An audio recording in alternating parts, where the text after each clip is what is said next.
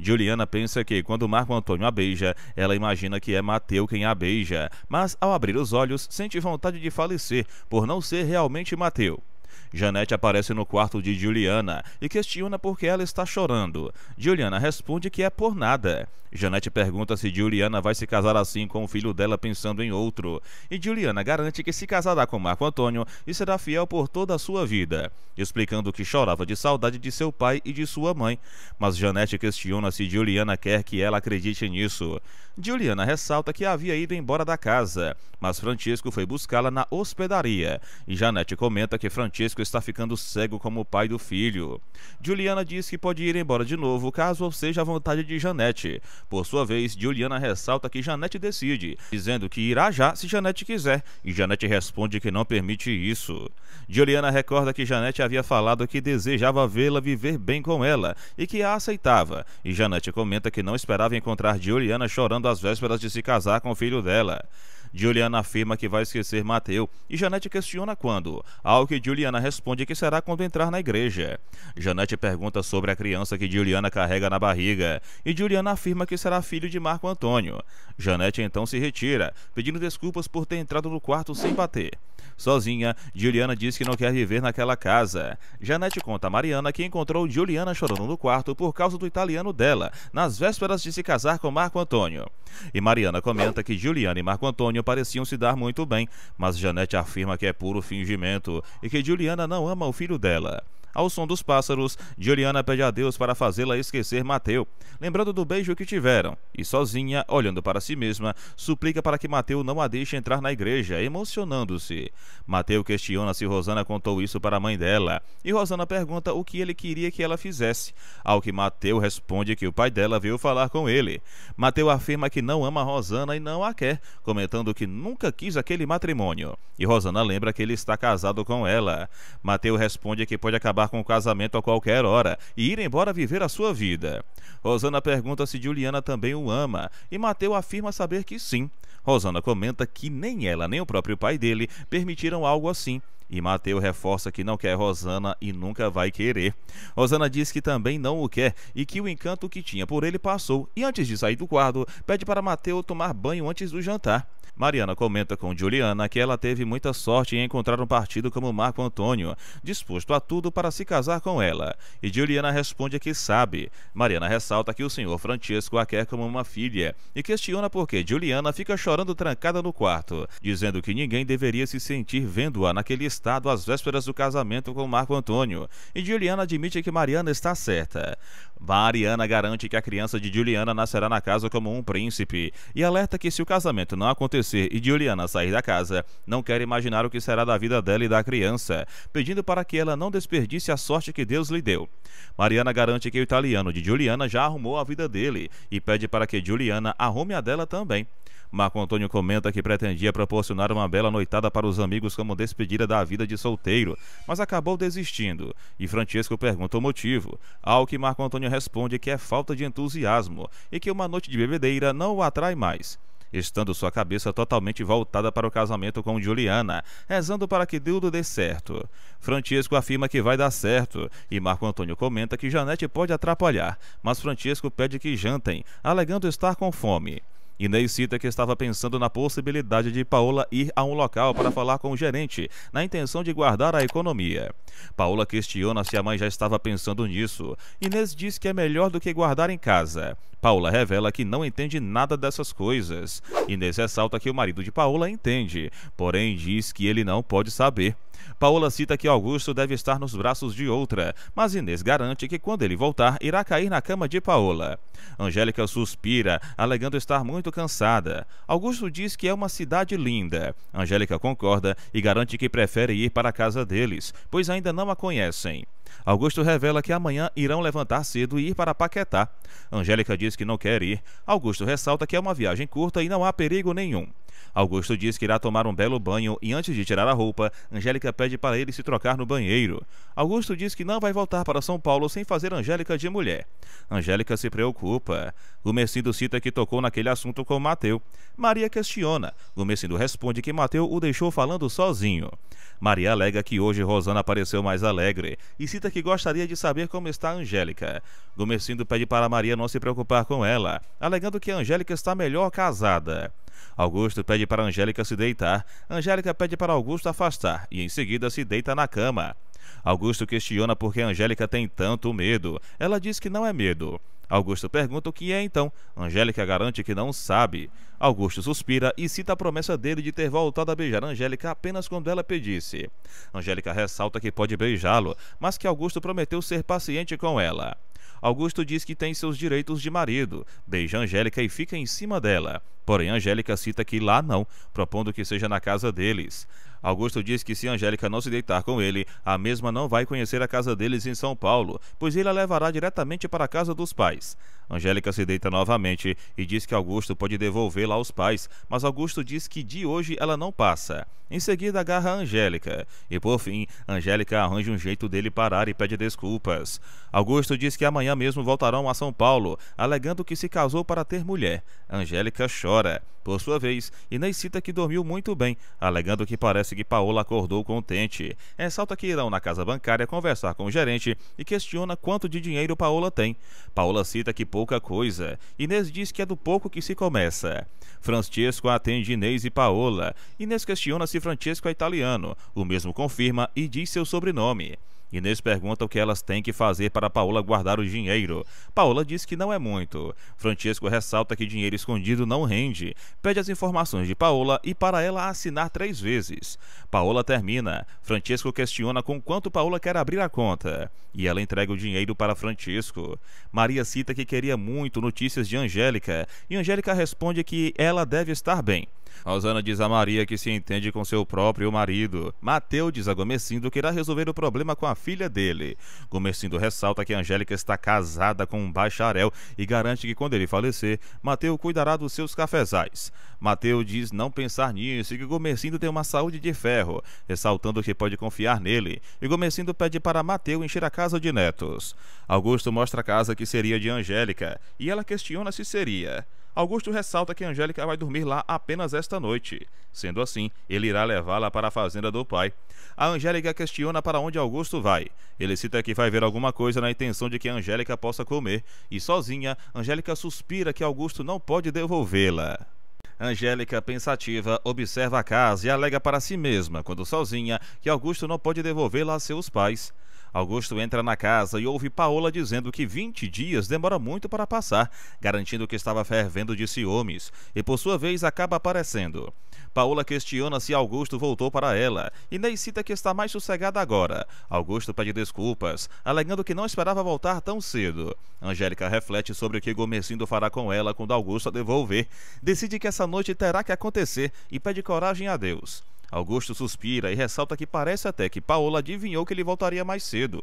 Inês diz que Paola fez o macarrão, mas garante ter feito um molho. Paola confessa e Augusto comenta que Paola tem a quem puxar.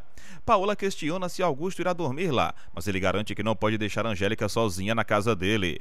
Augusto diz que realmente não vai ficar, pois saiu para comprar alguma coisa para comer e que Angélica deve estar preocupada.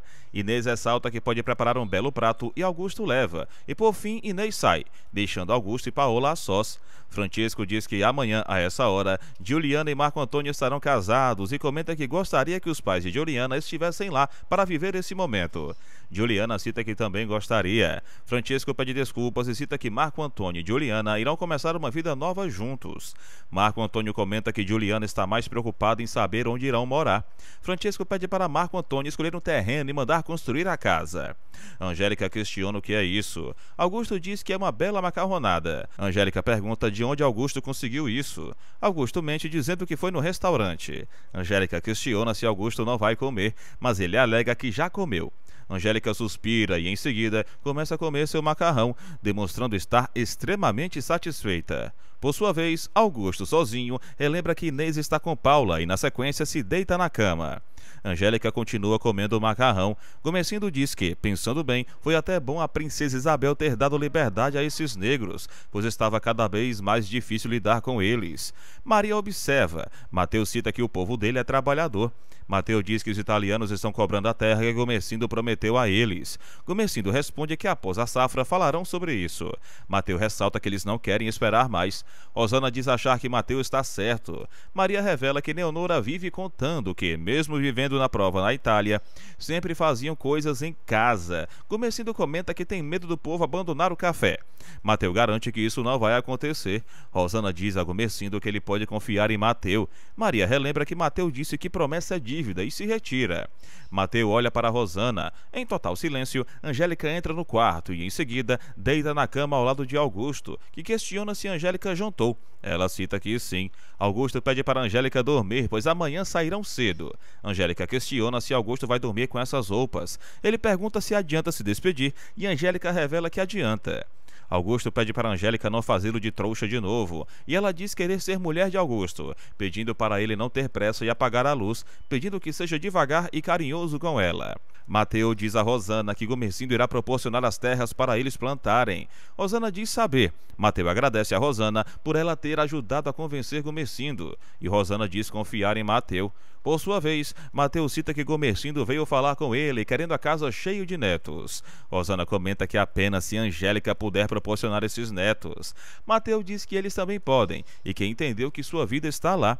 Rosana questiona se Mateu esqueceu Juliana, e ele revela que não esqueceu, dizendo que agora deseja Rosana. Mas Rosana relembra o momento em que Leonora a aconselhou a não deixar Mateu tocar nela. Rosana cita Mateu que, enquanto ele estiver pensando em Juliana, ela não quer que ele a toque mais, e Mateu questiona o que está acontecendo. Ao som da flauta, Leonora alega que lá reclamam de barriga cheia, dando a entender que na Itália eles não comiam do bom e do melhor. Bartolo concorda. Leonora diz que eles viviam cheios de dívidas. Bartolo diz ser verdade, mas que não veio para a fazenda continuar passando fome. Leonora garante que fome não estão passando. Bartolo pergunta quando vão ter dinheiro para comprar as terras dele, pois não veio para ser escravo de ninguém. E Leonora diz que Mateu está vendo se consegue as terras que o patrão prometeu. Damião cita um homem que os noivos já estão esperando, e o homem questiona se está tudo preparado para os padrinhos. Francisco ressalta que todos estão presentes e convida o homem, que na verdade é o juiz, para almoçar depois com eles. O juiz alega que o casamento de verdade é o civil e pede para os padrinhos ficarem ao lado dos noivos e os noivos em sua frente. Na sequência, cumprindo todas as formalidades de praxe de acordo com as leis que regem o casamento civil, pergunta a Marco Antônio se é de livre e espontânea vontade de receber Juliana como legítima esposa, e Marco Antônio diz que é de sua vontade. Na sequência, o juiz pergunta o mesmo para Juliana, que por sua vez fica em silêncio absoluto. O juiz repete, e Juliana acaba aceitando Marco Antônio como legítimo esposo. O juiz cita que se houver alguém na sala que saiba de um fato que possa anular este ato, deve se manifestar imediatamente, mas ninguém se manifesta. Pela lei, o juiz declara Juliana e Marco Antônio como marido e mulher. O juiz alega que este casamento que acabaram de realizar é o que a lei, de uns tempos para cá, considera legítimo, proporcionando aos cônjuges todos os direitos que a lei assegura, e parabeniza o casal. Marco Antônio beija Juliana. Francisco garante que Juliana é uma Magliano e cita que quer muito bem a ela, demonstrando estar muito contente.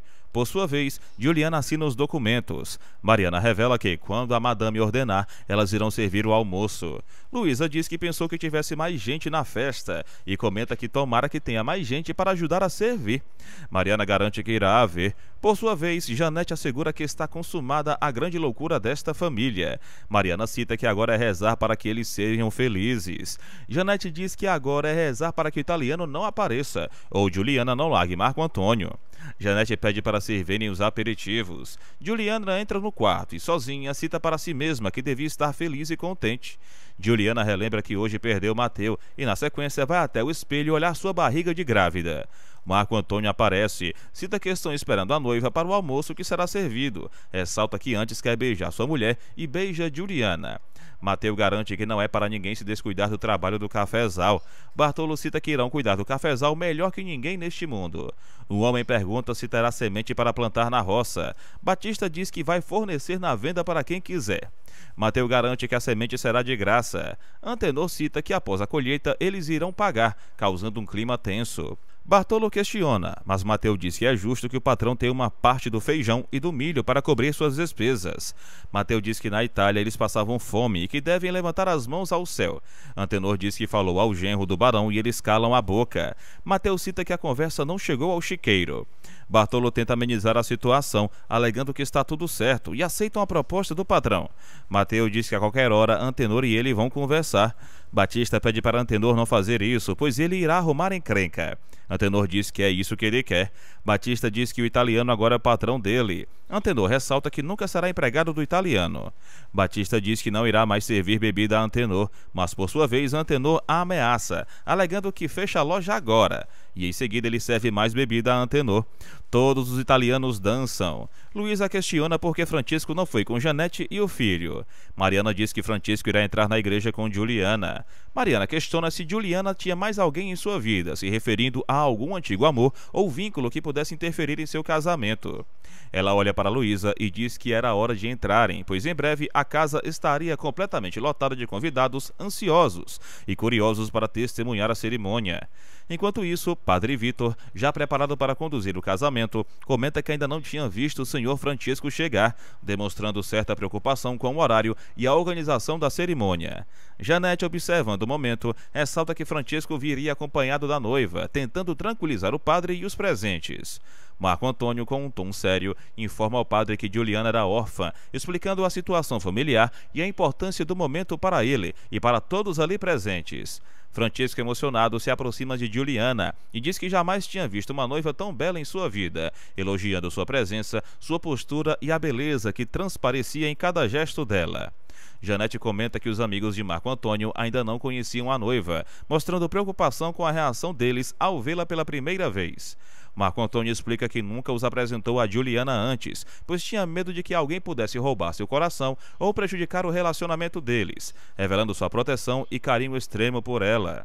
Janete, surpresa com a declaração, comenta que apenas um italiano poderia agir com tanto cuidado e determinação em proteger seu amor.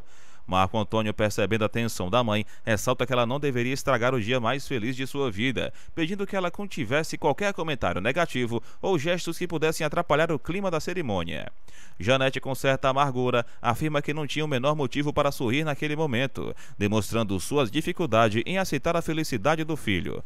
Finalmente, Francisco e Juliana chegam à igreja, caminhando lado a lado, com a noiva visivelmente emocionada e nervosa, sentindo o peso e a importância daquele instante. Juliana entra na igreja ao lado de Francisco, determinada a se unir a Marco Antônio em matrimônio, consciente de que aquele era o momento decisivo que marcaria não apenas suas vidas, mas também o futuro que ela e Marco Antônio iriam construir juntos. O silêncio se instala por alguns instantes, enquanto todos os convidados observam cada passo da noiva, cada gesto do pai, e a expectativa cresce no ambiente, tornando o cenário ainda mais solene e emocionante, com a certeza de que aquele era o início de uma nova etapa na vida de Juliana e Marco Antônio, cercada de amor, desafios e promessas de felicidade. Francisco pede para Juliana sorrir, enquanto um homem curioso e admirado questiona onde Marco Antônio encontrou uma princesa tão bela, e nesse instante Marco Antônio e Juliana se olham profundamente durante o casamento, como se apenas eles dois estivessem naquele momento sagrado. Francisco, orgulhoso, comenta com Janete que a nora deles é realmente muito bonita, reforçando o prestígio da união. O padre então inicia a cerimônia do matrimônio e ressalta solenemente que somente Deus é capaz de unir dois seres na terra que se amam verdadeiramente, como Marco Antônio e Juliana. Ele continua afirmando que o casamento civil não passa de um simples documento frio, um papel carimbado em cartório, enquanto na igreja deles é selada a verdadeira união, aquela que possui duração eterna e significado espiritual profundo. Seguindo as leis de Santa Madre Igreja, o padre declara que se entre os presentes existe alguém que saiba de algum motivo capaz de impedir aquele matrimônio, que se manifeste agora ou que se cale para sempre. O silêncio absoluto toma conta do ambiente. Janete observa tudo atenta e Juliana e Marco Antônio se ajoelham diante do altar. Nesse instante, Juliana, tomada por uma confusão íntima, ao olhar para Marco Antônio, enxerga Mateu em seu lugar, mas logo desperta desse transe e percebe que é de fato Marco Antônio quem está diante dela. Janete, indignada, murmura para Francisco que Juliana quase disse o nome de outro homem, mas Francisco pede para que ela se mantenha em silêncio. Enquanto isso, distante dali, Bartolo pede para Mateu parar de beber e voltar para casa, mas Leonor afirma que Mateu já está bêbado e alerta que, se continuar, ficará ainda pior.